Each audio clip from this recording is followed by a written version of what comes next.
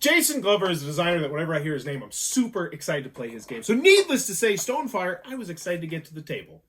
Weren't you? Yeah. Let's talk about it.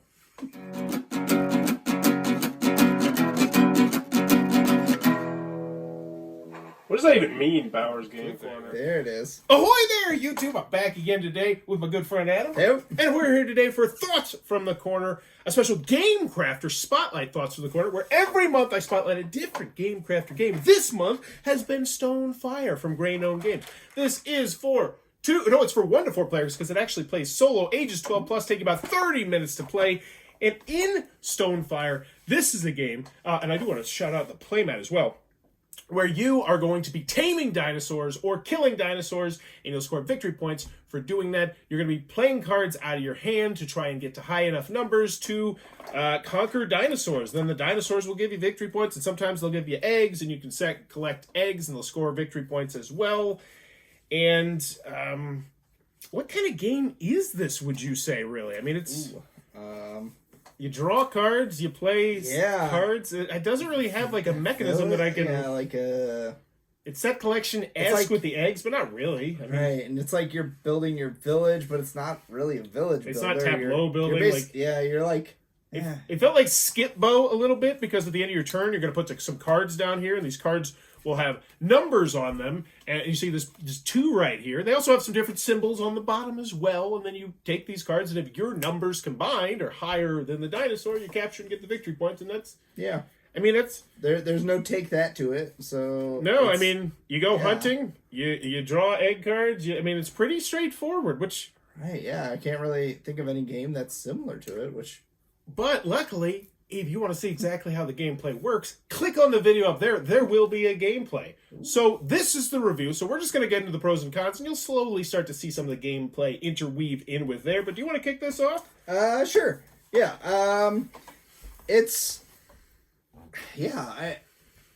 Almost a deck builder, right? You got the drawing your cards and putting it in front of you. But it's kind of, because when you play cards, they go away for the most part, except for some special abilities that you can utilize to get them back. Yeah. It doesn't remind me of any other game. And then at the same time, I don't think in the future there's going to be another game that reminds me of this game, which is, I'll start off with the pros and cons. Yeah, go ahead. It's okay. Like, this game, it's just... I have no desire to, really go back to it. I feel like I've seen...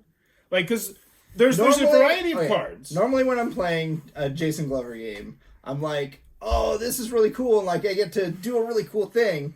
And in this one, it was more like a slow build to that. It wasn't like this is it. Your last turn was your really cool thing. Yeah, yeah. And if we would have gone one more turn, it would have been my really cool thing. But the really cool thing is I got one guy gets to really do the one. I got really cool thing. I guess, yeah. And then the really cool thing, it wasn't that cool. It was just like, you got shoot. I guess I don't know. I didn't think this was a bad game. I enjoyed. It was easy to teach. I feel like you guys learned it relatively well.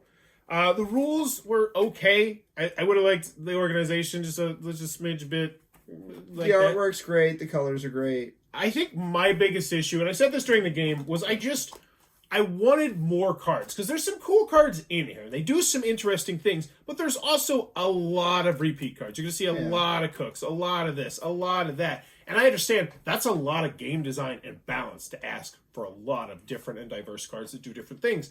But for me personally, that's the thing that keeps me coming back to those games, because all those different cards that do different things kind of rub together. If there was something that you didn't see because... Yeah, I saw... we've seen... there's nothing here. It's like, oh my gosh, there's a cook that does...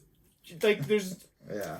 And the numbers only go, I think, as high as... Oh, if I have the cook with... the scullery maid or something, cards that rub together. And I love games that do that. And there's some here, it's like, oh, you got this guy, and then all your dire wolves are +1, but it's like, it wasn't, I don't know. It didn't have the it factor for me. I have no desire to go back to it. I wouldn't say no to it, but it'd be kind of one where I'd be like, well, let's put some options out on the table. Right. Like, I'd be like, yeah, everybody wants to play this. Heck yeah, let's do it. I got a fancy play mat. Can you grab that, by the way? We'll show that off too, because that's something you can also get if you're interested. Yeah, in it this. is really cool. It's down in the GameCraft. It is functional, and it really does help, especially with the setup.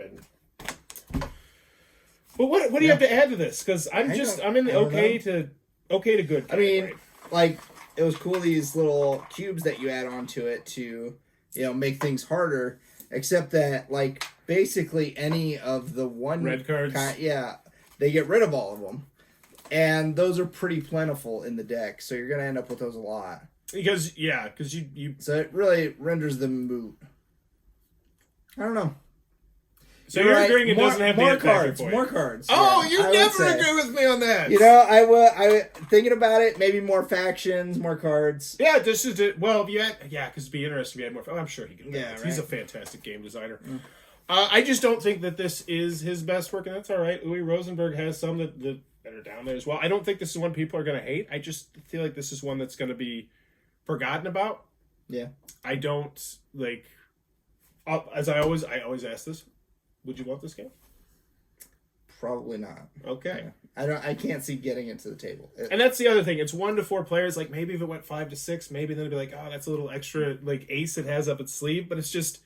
So Jason, an expansion that adds 5 to 6 players. Well, I'd rather have the more cards personally. Like, I don't mind that. More cards. You're gonna need more cards for 5 to 6 players. There's plenty of room in this box. Yeah, more factions that interweave the different characters. One more pro that I do want to mention here before we get out of here is it did come with 2 promo cards. One for Iron Helm, which is fantastic, and I actually gave that to Adam because he plays Iron Helm more than I do. And then one for another game. I don't know. I think it's Plague, and that's for Uno Ultimate Marvel. If he has a promo card for Uno Ultimate Marvel in here, I think they're going to sue him. But in the end, it was. If I put a number, I'd say it's a 7. It's good. It's good. I think it's forgettable though, unfortunately. Yeah, 7 is good. What is a 6? 6 is okay. Yeah, I would say 6. Okay, 6, 7. I'm about in that range. I could be convinced to lower as well. Not bad. Just not. It's not Dig Down Dwarf. It's not Iron Helm. It's not. Yeah.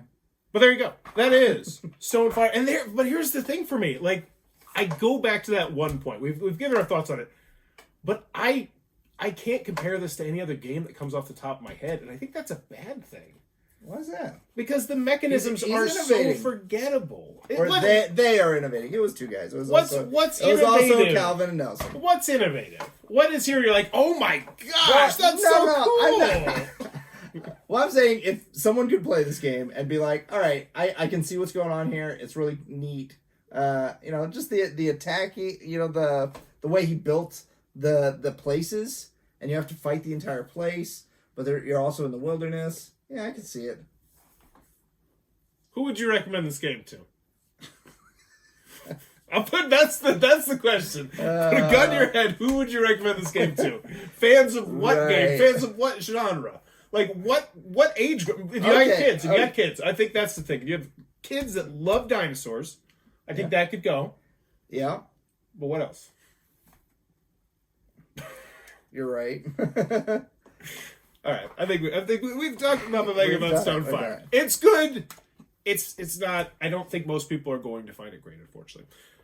But it looks like Viper Cup. Be sure to check out that Game Crafter link down below. Also, if you enjoy the content, please be sure to click on the subscribe button down below. And in the comments below, let me know who's your favorite game designer of all time. Ooh, Velato Chavato.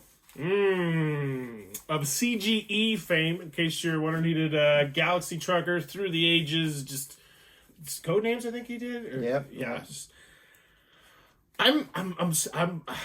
It was Matt Leacock, a Pandemic, but then I went to Antoine Bauza, who's done some amazing things. But recently, I thought you were gonna say Friedman Freeze. No. He's nah. I will always try his game design. I think I'm gonna go with it's so basic. Uwe Rosenberg. He did like all the really good Euro games. He's got 5 games in the top 100. Get off my case. He's really talented. Let me know in the comments below who's your favorite game designer of all time. And as always, thanks for your time, YouTube.